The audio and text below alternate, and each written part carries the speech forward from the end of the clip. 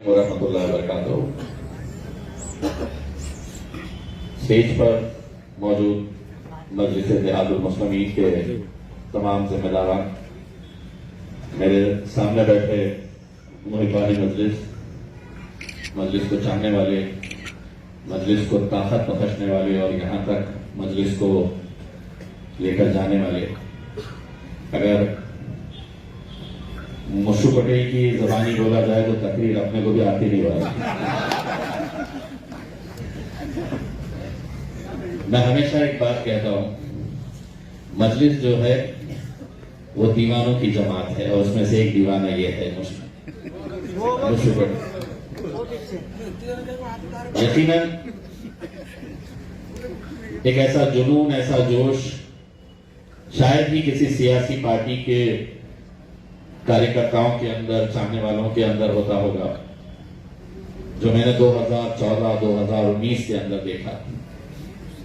देखते देखते 10 साल कब खत्म हो गए समझ में नहीं आया। मुझे एक मर्तबा एक हारे हुए उम्मीदवार ने कहा था, जो इलेक्शन हारता है उसके 5 साल कटते ही नहीं है, और जो जीतता है उसके देखते देखते 5 साल निकल जाते हैं। और आज 10 साल के बाद मैं ये एहसास करता हूं कि वास्तव में 10 साल कैसे निकल गए हैं। आज यहां पर आए हैं, सबसे पहले तो मैं आप लोगों को, कल दोपहर 1 बजे हमें अकोला जाना है, जहां पर बैरिस्टर असदुद्दीन अवैसी साहब और हम सब, वहां पर एक अजीम शान जलसा होने जा रहा है। 2.5-3 घंटे का रास्ता है समृद्धि से। कल इंशाअल्लाह दोपहर में 1 बजे निकलेंगे। आप सभी लोगों से मैं इल्तिजा करूंगा कि जो आ सकते हैं जरूर आए, क्योंकि अब चुनाव का बिल्कुल तकरीबन बच चुका है। पहले ऐसा था कि 22 तारीख के दिन जब राम मंदिर का वन मैन शो किया जाएगा, उसके फौरन बाद आचार संहिता लग जाएगी। फिर ये बात सामने आई कि अबू धाबी के अंदर एक मंदिर का उद्घाटन करना है, उसके फौरन बाद हो जाएगी। अब इनके मूड के ऊपर है, कभी भी ये ऐलान कर सकते हैं कि इलेक्शन का बिगुल, आचार संहिता कहीं से भी लगा सकते हैं वो। यकीनन 2-3 दिनों के अंदर जो बातें सामने आई, जो मीडिया ने जिस तरीके से इसको उठाया, बहुत सारे पार्टी के जिम्मेदारान मेरे पास आए और उन्होंने मुझसे पूछा कि ये फैसला क्यों लिया गया है, ये फैसला सही है या ऐसे ही लिया गया है। किसी ने कहा ये गुगली है, किसी ने कहा कि किसी को डराने के लिए किया गया। तो यकीनन सबके मन में एक सवाल था, लेकिन मेरे मन में सवाल बड़ा क्लियर था, और उसकी वजह यह है कि आज से कुछ दिन पहले मुंबई के मीरा रोड के ऊपर जो वाकया हुआ, रामनवमी के दिन राम मंदिर के प्राण प्रतिष्ठा के दिन मीरा रोड के अंदर जो घटना हुई, हम सब ने देखा उसे। दूसरे दिन महाराष्ट्र की हुकूमत ने एक इलाके के अंदर, जहां गरीब मुसलमान रोजी रोटी कमाता था, वो वीडियो मैंने YouTube के ऊपर देखा। एक बुजुर्ग शख्स, दाढ़ी टोपी, उसका इंटरव्यू ले रही है एक रिपोर्टर, और वो बुजुर्ग शख्स रोते हुए ये कह रहा है कि मैं 30 साल से इस जगह के ऊपर मेरा छोटा सा एक गैरेज चलाता हूं, घर में कोई है नहीं, सिर्फ एक बच्चा है, और मेरी रोजी रोटी का जरिया यही है दुकान मेरी, जो मैं गैरेज के तौर के ऊपर चलाता था। और उसके पीछे अगर देखें तो वो टूटा फूटा गैरेज जो बुलडोजर के जरिए पूरा जमीन दोस्त कर दिया गया था, उसके अतराफ की जितनी भी दुकानें थी वो भी पूरी जमीन दोस्त कर दी गई थी। उस वक्त एक सवाल ये आया कि मुंबई में भी बहुत सारे लीडर्स हैं, क्या वजह है कि इनके लिए ये आवाज उठाने के लिए तैयार नहीं थे। कई सारे मुस्लिम एमएलए है, अलग अलग राजनीतिक पार्टियों के अंदर है, लेकिन आवाज इसलिए नहीं उठा सकते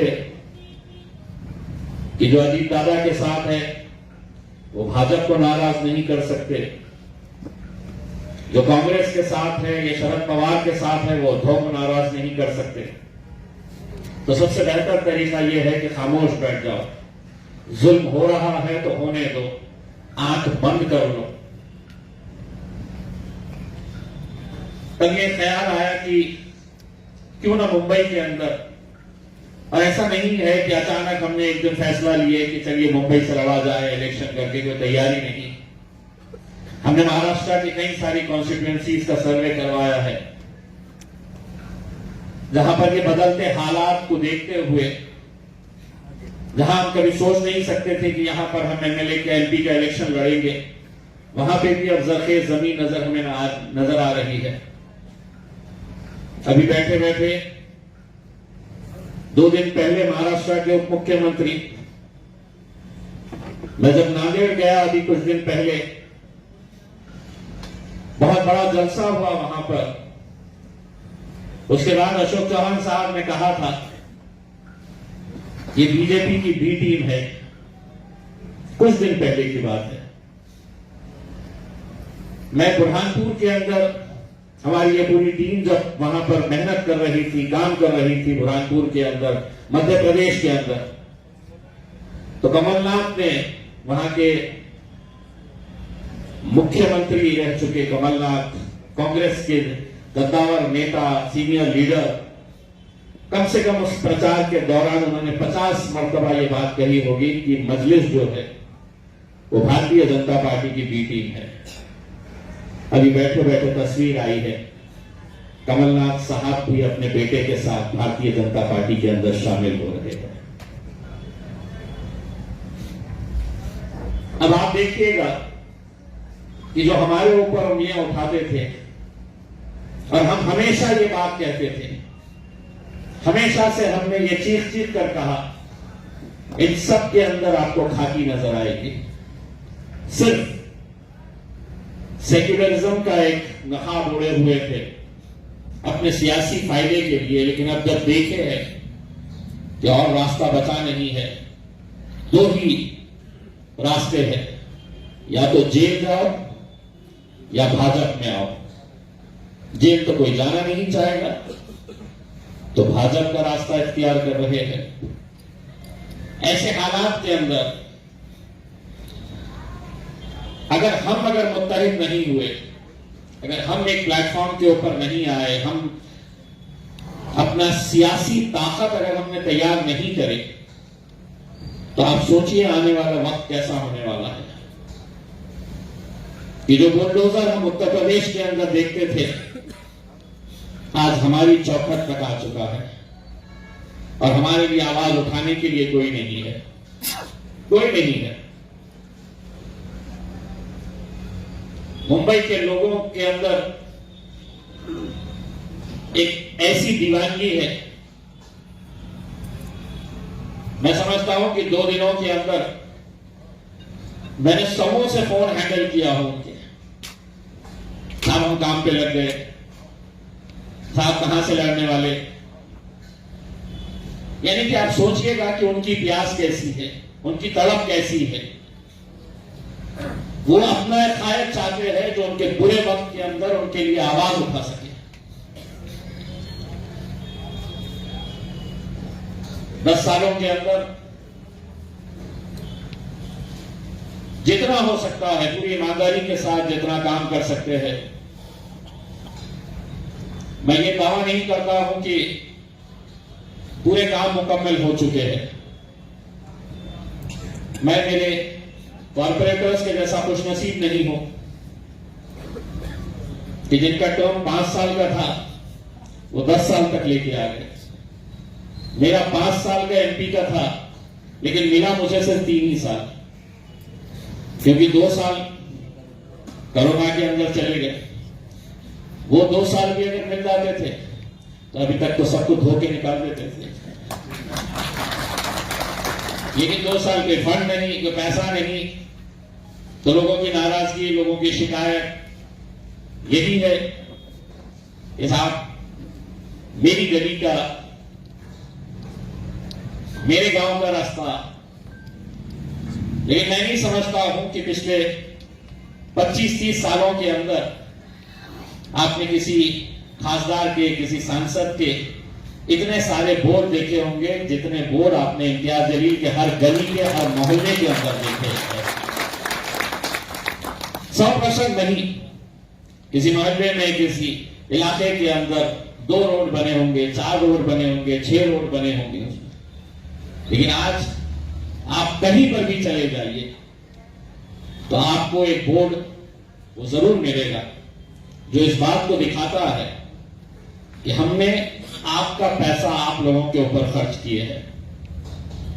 ये पैसा किसी खासदार की जेब का नहीं होता है, ये आप ही का पैसा है, आप ही के ऊपर खर्च किया जाता है।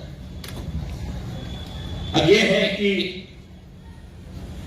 आज से 5 साल पहले जब इलेक्शन आया था तो प्रचार चलाया जाता था, खान पाहिजे का पान पाहिजे।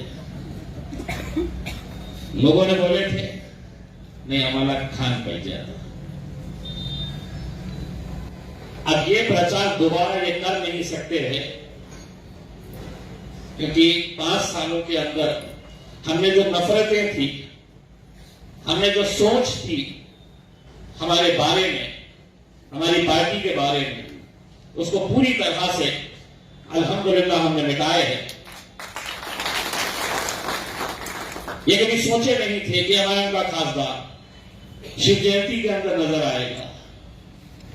ये कभी सोचे नहीं थे कि हम किसी गांव के अंदर राम मंदिर के लिए फंड चाहिए और गांव के 25-30 लोग मेरे पास आए। उनको यकीन नहीं हो रहा था कि हम एक एमआईएम के खासदार के पास जा रहे हैं और उसने कहा कि हाँ मैं दूंगा क्योंकि ये पैसा तुम्हारा है, मैं तुम्हीं को दे रहा हूं। तो आज जो नफरतें थी मुझसे, आज एक ऑल इंडिया रेडियो का एक रिपोर्टर आया और उसने मुझसे कहा कि आपको 2 मिनट के अंदर ये बताना है कि आपने पिछले 5 सालों के अंदर क्या काम किया है। मैं बोला मैं 2 मिनट नहीं, मैं 20 सेकंड के अंदर बता दूंगा। मैंने 20 सेकंड के अंदर सिर्फ इतना बताया कि शहर के अंदर जो नफरतों की दीवार थी, वो नफरतों की दीवार को गिराने का काम मैंने किया है। और उसके जरिए आज शहर की पहचान इस हिसाब से थी कि ये दंगों का शहर है, हर छोटी मोटी बात के ऊपर यहां पर दंगे होते हैं, और कुछ हद तक सही भी था। लेकिन आज अल्हम्दुलिल्लाह यहां पर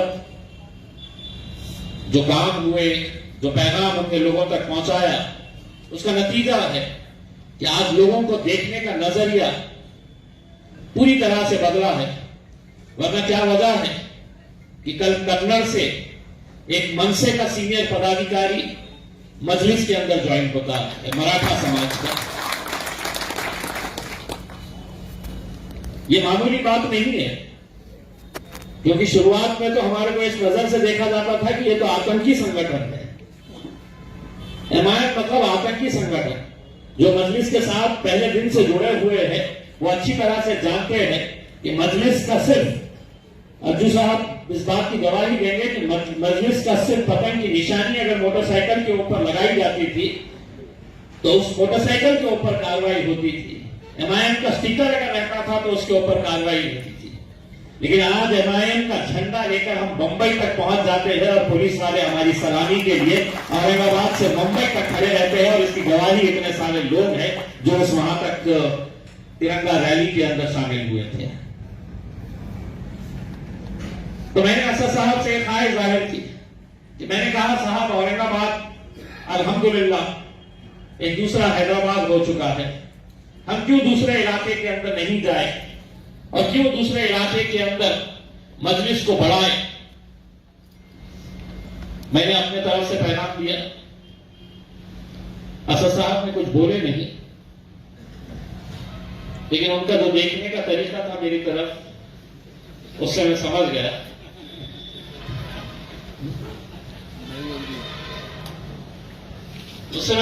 अगर हैदराबादी भाषा में बोला जाए, हौले बात मत करो,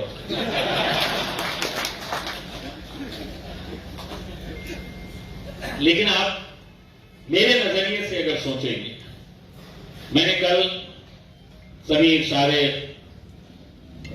हमारे शोएब भाई इम्तियाज, ये सभी लोग जब रात में आए, मैंने उनसे एक बात बड़ी ईमानदारी के साथ कहा, इस सियासत के अंदर एक शख्स के अतराफ पूरी सियासत नहीं घूमनी चाहिए।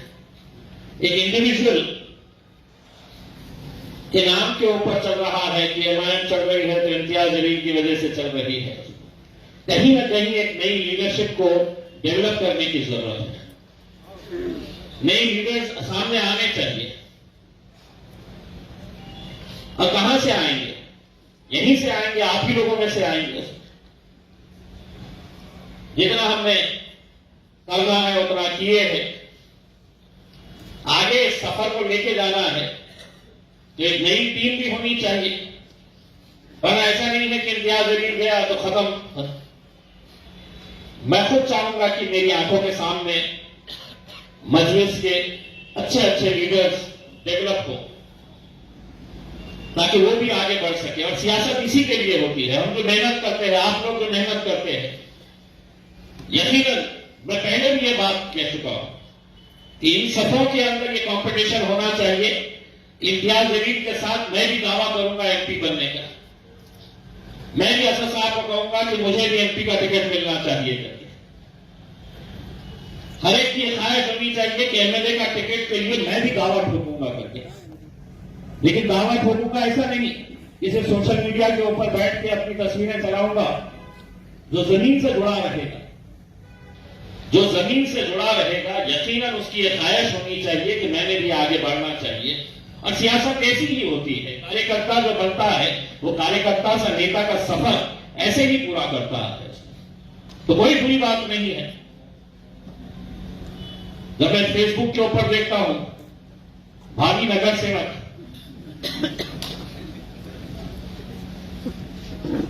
कहां है चेहरे, रखिए, ख्वाहिश रखिए, बिल्कुल रखना चाहिए, लेकिन अभी से अगर शुरू कर पाएंगे तो वह इलेक्शन आया है तक एक इलाके के जो 4 भावी नगर सेवक है वो वहां पे मजलिस को बढ़ाने की जगह चारों एक दूसरे को गिराने के चक्कर में ही मजलिस को वहां खत्म कर देंगे।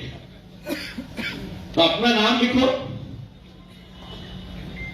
भावी मत लिखो। भावी बनाने वाले जो है वो ये लोग रहते हैं, ये आप लोग रहते हैं। यकीनन आज मुझे इस बात की खुशी है कि इन 5 सालों का जब हिसाब निकाला गया और 2 एमपी के सवालात का पूरा जायजा लिया गया, तो ये आप लोगों के लिए भी फख्र होना चाहिए कि 550 के ऐवान के अंदर सबसे ज्यादा सवाल अगर किसी ने पूछा है तो मेरे शायद बैरिस्टर असदुद्दीन अवैसी साहब ने और ये नातीज ने। आज के इस दौर के अंदर बहुत हिम्मत लगती है कि लोकसभा के अंदर खड़े रहकर मेरा शायद जब हुकूमत की आंख में आंखें डालकर उस चर्चा के अंदर हिस्सा लेता है। 75 सालों के अंदर कभी किसी मंदिर, मस्जिद या किसी इबादत गाह के ऊपर चर्चा नहीं हुई है। और ऐवान जो है वो पार्लियामेंट हो या असेंबली हो, वो इसलिए नहीं बनाए जाते हैं कि हम एक पूरा दिन तुम्हारी मंदिर के बारे में, तुम्हारी मस्जिद के बारे में, तुम्हारी इबादत गाह के बारे में चर्चा करेंगे। लेकिन इस बार इन्होंने लेकर आए कि एक पूरा दिन हम इसके ऊपर चर्चा करेंगे और उसी चर्चा के अंदर बहुत हिम्मत की बात है जब असदुद्दीन अवैसी खड़े रहकर कहता है कि तुम्हारे लिए होगा वो, लेकिन वो हमारे लिए मस्जिद थी, है और रहेगी। ये बहुत आसान बात नहीं है। आज के इस माहौल के अंदर जहां आपके 300 सवा 300 एमपीज आपको बोलने तक नहीं देते हैं, आप खड़े रहते हैं और वो वहां से कुछ न कुछ नारे लगाते हैं, और उसी सदन के अंदर आपका भाई वहां पर मोदी को कहता है कि हम तुमसे रिजर्वेशन मांगने का मतलब यह है कि अपना सर दीवार से फोड़ने के बराबर है। लेकिन एक बात याद रखो कि इस मुल्क में अगर तुम मुसलमानों को पीछे छोड़ेंगे तो यह मुल्क कभी आगे नहीं बढ़ सकेगा। ये बोलना, ये ताकत यहां से आती है मेरे भाई, आप लोगों के पास से मिलती है ये ताकत। ऐसे हालात के अंदर मुझे मालूम नहीं है, कल असद साहब आने वाले हैं और उन्होंने कहा है कि कल बात करेंगे। तो असद साहब का जो भी फैसला होगा, लेकिन इसका मतलब ये नहीं है कि हम मजलिस के लिए काम भी नहीं करेंगे। अपना काम की रफ्तार जो है वो वैसे ही जारी रखिएगा, अपने काम की रफ्तार जो है उसको और बढ़ाइएगा, क्योंकि आपको मालूम है इस शहर के अंदर गैरों की जरूरत नहीं है, गिराने के लिए अपने ही कुछ लोग काफी हैं। और उन्हें कहां से खत पानी दिया जा रहा है ये भी मैं अच्छी तरह से जानता हूं। वो ये समझते हैं कि जहां से उन्हें खत पानी दिया जा रहा है तो वो खामोशी में दिया जा रहा है। जो दे रहे हैं वो भी मेरे जानने पहचानने वाले हैं, मेरे भी दोस्त हैं। तो कहां क्या दिया जा रहा है, कितना दिया जा रहा है, आगे क्या वादा किया जा रहा है, ये सब मैं अच्छी तरह से जानता हूं। लेकिन उसके बावजूद भी ये कहता हूं, मुझको पटेल इम्तियाज जलील किसी के आगे झुका नहीं है और ना डरा है, ये बात अच्छी तरह से समझ ले। ये लगने भगे चिल्लरों को तो मैं कभी भी बोझ के फेंक डालूंगा उसको, बिल्कुल बेफिक्र रहिएगा। ये नहीं समझना कि, और मैं दिखने में थोड़ा सा शरीफ लगता हूं, मैं इतना हूं नहीं है असल में। एक व्यक्ति की ताकत क्या होती है मैंने कभी दिखाया नहीं हूं। मैंने कभी, वैसा सारे भाई ने बताया था, मैंने कभी ऊंचे लहजे के अंदर या किसी को डांट कर या किसी को अपने ओहदे का रोग बताकर मैंने कभी इसका इस्तेमाल नहीं किया हो। लेकिन जब साफ पानी सर के ऊपर से चले जाएगा तो कुछ ना कुछ तो मैं भी कर लूंगा।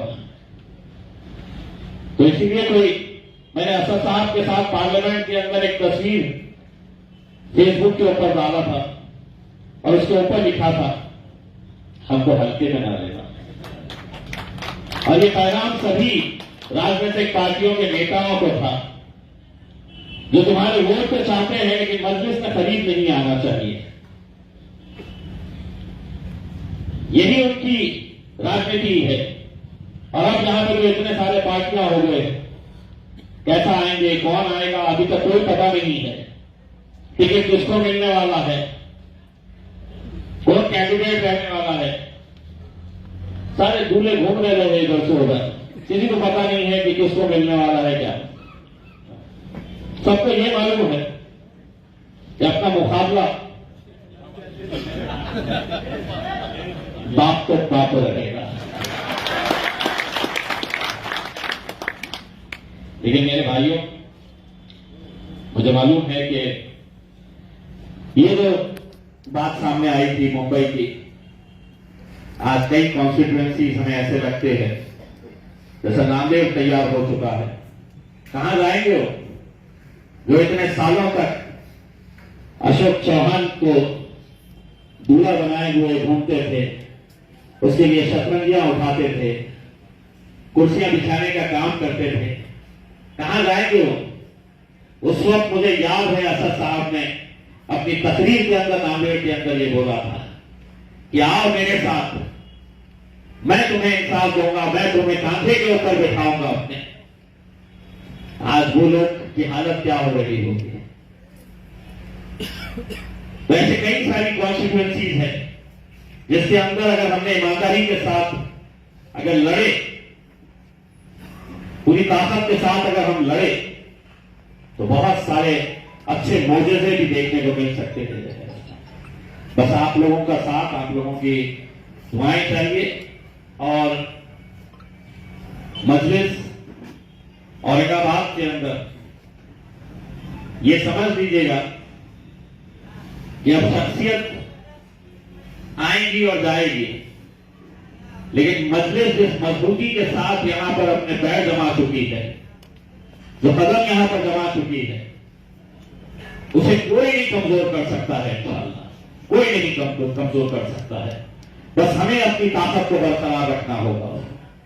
हमारे आपसी इख्तिलाफ, हमारे आपसी जो रंजिशें हैं, आज कितनी खुशी की बात है कि अगर पार्लियामेंट के अंदर में धनगर समाज का मुद्दा मैं उठाता हूं, तो महाराष्ट्र का ऐसा कौन सा शहर, कौन सा गांव नहीं होगा, आप यूट्यूब के ऊपर जाके देखिएगा कि उनके लोगों को अभी निकलते वक्त हिंगोली के एक आदमी ने फोन कर की साहेब माझा मत तुमच्या कॉन्स्टिट्युएन्सी नहीं आहे, पण माझे अनेक नातेवाईक आहे औरंगाबाद राहणारे आणि मी फक्त तुमच्यासाठी 4 दिवसाची सुट्टी घेऊन इथे येणार आहे साहेब, माझ्या धनगर समाजाच्या बांधवांना तुमच्यासाठी मत मागा।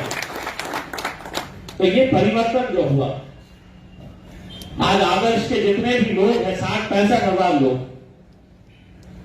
कितना भी कहे, डॉक्टर करार साहब कहे, खैरे साहब कहे, ये सियासत के नजरिए से कर रहा है, लेकिन सोचो आप, जिस महिला की जिंदगी भर की कमाई 1.5 लाख रुपए है, वो बैंक में डालती है और उसको ये बताया जाता है कि अब मुझे पैसा नहीं मिलने वाला है।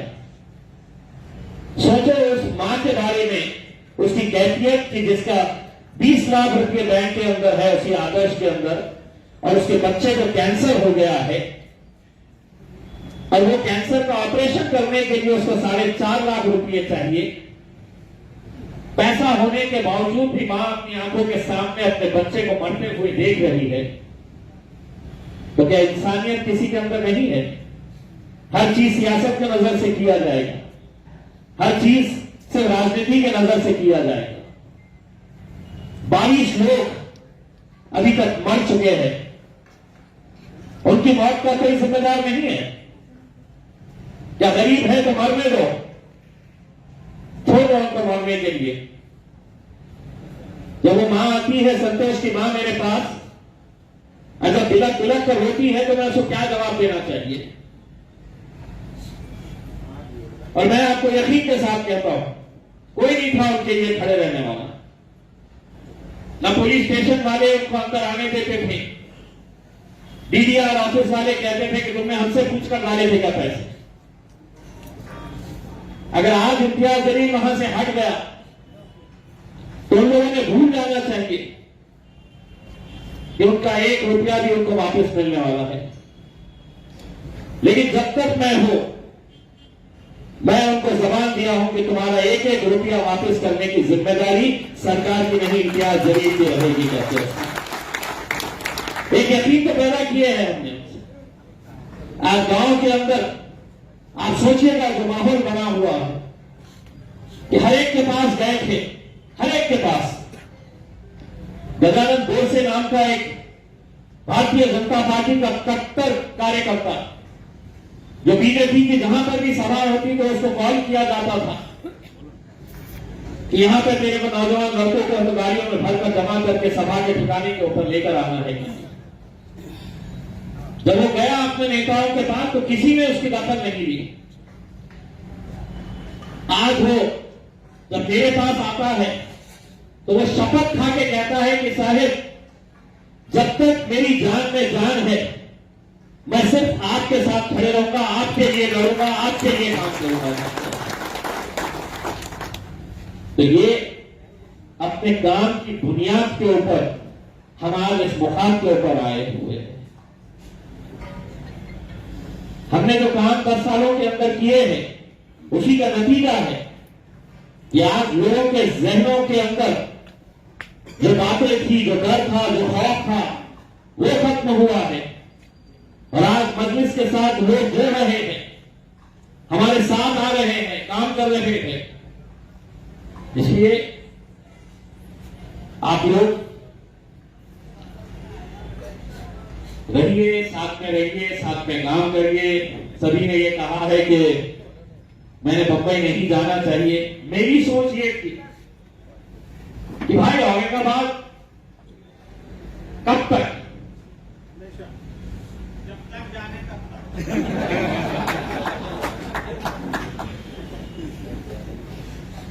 लेकिन आप ये भी नजरिए से सोचिए कि आज महाराष्ट्र के अंदर मुंबई में इतना बड़ा एक वैक्यूम है लीडरशिप का कि वहां पर है हो रहा है करके, लेकिन उस रात अपनी जान अगर जोखिम में डालकर मैं वहां पर गया तो मुझे मालूम है कि अगले दिन पूरे हिंदुस्तान में दंगा हो सकता था, क्योंकि राम मंदिर के ऊपर हमला होने वाला था।